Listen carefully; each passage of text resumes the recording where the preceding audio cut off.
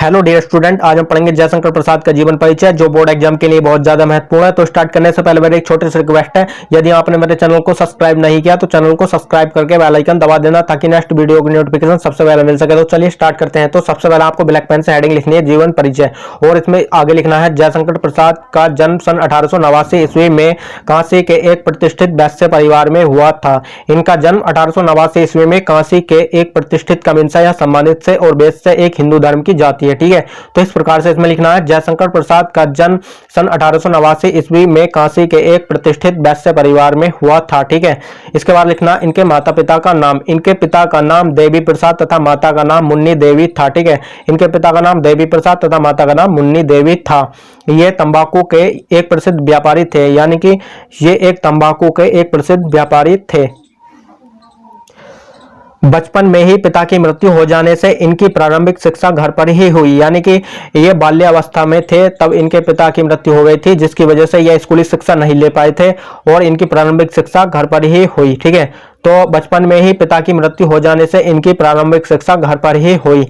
घर पर ही इन्होंने हिंदी, अंग्रेजी, संस्कृत, उर्दू, फारसी का गहन अध्ययन किया था, यानी कि बहुत ही अच्छे तरीके से इन्होंने हिंदी, अंग्रेजी, संस्कृत, उर्दू, फारसी का गहन अध्ययन किया था। ये बड़े हंसमुख तथा सरल स्वभाव के थे। ठीक है, यानी कि आप गूगल पर सर्च करके देख सकते हैं, बहुत ही हंसमुख और सरल स्वभाव के दिखते हैं। इनका बचपन सुख से बीता, किंतु दानशीलता के कारण यह ऋणी हो गई, यानी कि इनका जो बचपन था बहुत सुख से बीता था और बाद में इन्होंने दान देना स्टार्ट कर दिया और जिसकी वजह से ये ऋणी हो गए और अपनी पैतृक संपत्ति का कुछ भाग बेचकर इन्होंने ऋण से छुटकारा पाया। ठीक है, पैतृक संपत्ति यह संपत्ति होती है जो पूर्वज छोड़कर जाते हैं। इन्होंने जो पूर्वज छोड़कर गए थे उस संपत्ति का कुछ भाग बेचकर ऋण से छुटकारा पाया। ठीक है, अपने जीवन में इन्होंने कभी व्यवसाय की ओर ध्यान नहीं दिया। ठीक है, व्यवसाय की ओर ध्यान नहीं देने की वजह से इनकी आर्थिक स्थिति खराब हो गई और इस प्रकार से इसमें आगे लिखना है परिमाण स्वरूप इनकी आर्थिक स्थिति बिगड़ती गई और चिंताओं ने इन्हें घेर लिया। ठीक है, आर्थिक का मीन्स है यहाँ पैसे से। ठीक है, परिणाम स्वरूप इनकी आर्थिक स्थिति बिगड़ती गई और चिंताओं ने इन्हें घेर लिया।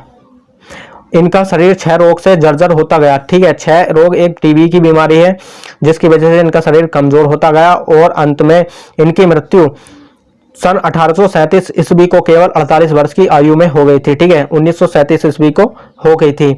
और उसके बाद लिखना इनकी रचनाओं के बारे में। तो इस प्रकार से ब्लैक पेन से हेडिंग डालनी है और उसमें आगे लिखना है जयशंकर प्रसाद की प्रमुख कृतियां इस प्रकार हैं। ठीक है, तो पहले लिखनी है कामायनी। इसमें आगे लिखना है इसमें मानव को श्रद्धा और मनु के माध्यम से हृदय और बुद्धि के समन्वय का संदेश दिया गया, यानी कि जो कामायनी है उसमें श्रद्धा और मनु के माध्यम से हृदय और बुद्धि के समन्वय का संदेश दिया गया है।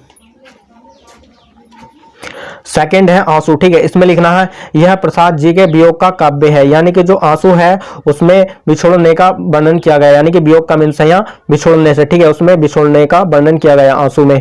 थर्ड है झरना। ठीक है, इसमें प्रसाद जी की छायावादी कविताएं संकलित है, यानी कि जो झरना है उसमें छायावादी कविताओं को लिया गया है। फोर्थ है लहर। ठीक है, इसमें लिखना है यह प्रसाद जी का भावात्मक काव्य संग्रह है, जो लहर है इनका भावात्मक काव्य संग्रह है। ठीक है, और आगे देख लेते हैं कहानी, उपन्यास और निबंध को। ठीक है, तो कहानी है इनकी आकाशदीप, इंद्रजाल, प्रतिध्वनि, आंधी। ठीक है, जो कहानी है इनकी आकाशदीप, इंद्रजाल, प्रतिध्वनि, आंधी। ठीक है, और उपन्यास है इनके कंकाल, तितली, इरावती, आदि। ठीक है, जो उपन्यास है इनके कंकाल, तितली, इरावती, आदि। और निबंध है इनके काव्य और कला। ठीक है, और चंपू, प्रेम राज्य। ठीक है, तो इस प्रकार से जयशंकर प्रसाद का जीवन परिचय कंप्लीट होता है। दोस्तों वीडियो अच्छी लगी हो तो लाइक कर देना और चैनल को सब्सक्राइब करके बेल आइकन दबा देना ताकि नेक्स्ट वीडियो की नोटिफिकेशन सबसे पहले मिल सके। तो चलिए मिलते हैं एक नेक्स्ट वीडियो में एक नेक्स्ट टॉपिक के साथ। तब तक के लिए जय हिंद, वंदे मातरम।